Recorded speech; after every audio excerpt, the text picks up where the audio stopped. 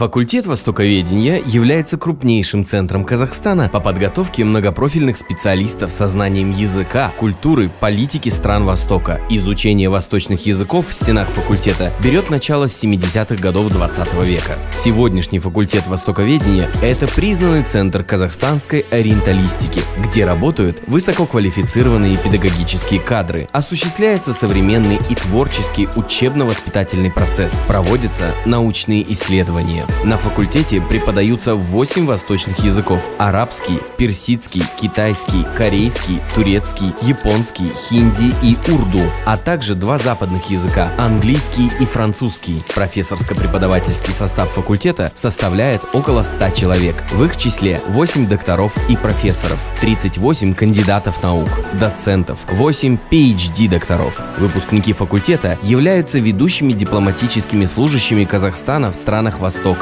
менеджерами крупных азиатских компаний в Казахстане, а также блестящими переводчиками восточных языков и аналитиками в отношении азиатского вектора внешней политики Казахстана. Будущее за Востоком. Если вас интересует восточный мир, факультет востоковедения ждет вас. Адрес: город Алматы, улица Карасай-Батыра, 95А. Телефоны для справок: +7 72 72 43 83 42.